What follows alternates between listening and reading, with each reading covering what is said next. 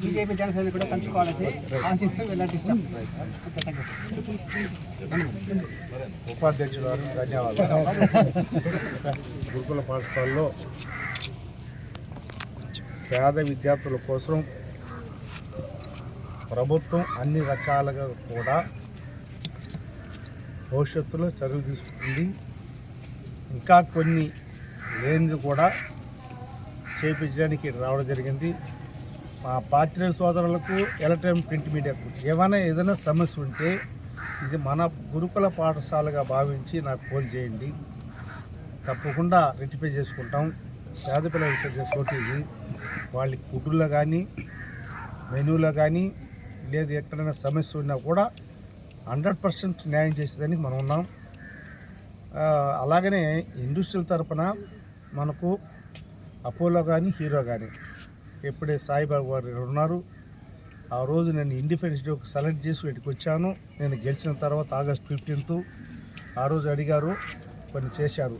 ఈరోజు వాళ్ళు ఎందుకు రమ్మన్నానంటే తప్పకుండా అంటే ఎవరైనా తల్లిదండ్రులు వస్తే వాన వచ్చినా ఎండ వచ్చినా నిలుచుకోవడానికి నీడ కావాలి. కాబట్టి ఇక్కడ ప్రజాప్రతినిధులు వచ్చినా కూడా కొన్ని సందర్భాల్లో పరీక్షలు జరుగుతుంటుంది, కొన్ని సందర్భాల్లో భోజన టైం ఉంటుంది. అలాంటప్పుడు కొంచెం వెయిట్ చేయాల్సి ఉంటుంది. అలాంటప్పుడు షెడ్ ఒకటి కావాలని నిర్ణయం చేశారు. మీ సంవత్సరం రమ్మన్నాను, ఆ రోజు వచ్చారు, చేశారు. పాపం ఇబ్బంది వాన అయినా కూడా మరి తప్పకుండా మేనేజ్మెంట్ గారు చెప్పి మా సాయిబాబా గారు ఈరోజు సాయిబాబా పుట్టినరోజు సందర్భంగా వారు కూడా సాయిబాబా పేరుకు పెట్టుకున్నారు. కాబట్టి తప్పకుండా ఆ షెడ్ నిర్మాణం చేయాలని కోరుకున్నాం. అలాగనే హీరోలో కూడా కిరణ్ కుమార్ రమణ హైదరాబాద్లో ఉన్నాడు. అది మన స్టేజ్ ప్లాట్ఫారం పైన ఒక షెడ్ వేస్తే అంటే నేను అప్పుడు చూశాను, నేను అది మర్చిపోయాను. కాబట్టి లేకపోతే ఈ వేళకే చేపించుంటాం. మన హై స్కూల్కి సీసీ రోడ్లు కూడా బ్రహ్మాండం చేశారు. అలాగని ఈ షెడ్ కూడా ఆడ ప్లాట్ఫారం పైన అది స్టేజ్ చేస్తే ఎవరైనా ఇండిపెండెన్స్ కానీ, రిపబ్లిక్ డే రోజు కానీ, లేదు మీటింగ్ రోజు కానీ, ఫంక్షన్ రోజు ఎప్పుడైనా పిల్లలు ఆడుకునేటప్పుడు కూడా స్టేజ్ పైన చూస్తే ఈ సంస్కృతి కార్యక్రమం డ్యాన్స్ డ్రీన్స్ ప్రోగ్రామ్ ఉంటుంది.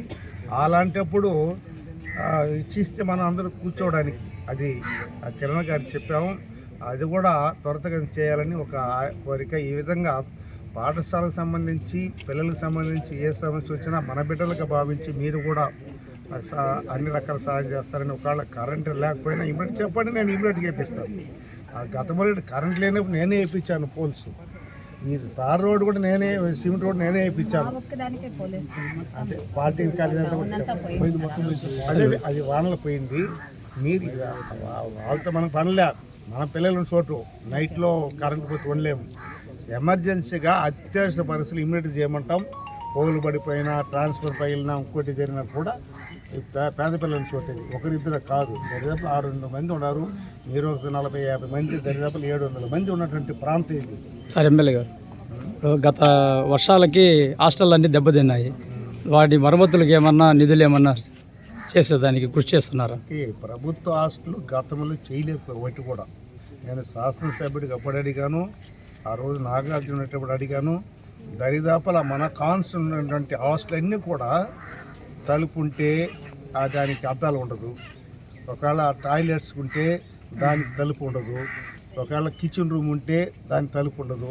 నేను పిక్చర్లో ఒకటి చూశాను. ఇమ్మీడియట్గా ఆ రోజు వేయించామన్నాను. అంటే 1 రూమ్ ఆడ లాస్ట్ అది ఏదైనా పురుగులు వచ్చినా కూడా భయంకరం ఉంటుంది. ఒకవేళ అన్నంలో పడిపోతే పాయిజన్ అయిపోతుంది. ఇమ్మీడియట్గా తిట్టాను వాటిని. అది ఎంత అవుతుంది కాస్ట్? ఒక 5,000 కానీ 2,000 కానీ లేదు. ఇమ్మీడియట్ నేను లేకపోతే నేనైనా ఇచ్చేస్తాను చెప్పాను. అందుకని ఈరోజు నేను 15 హాస్టల్కి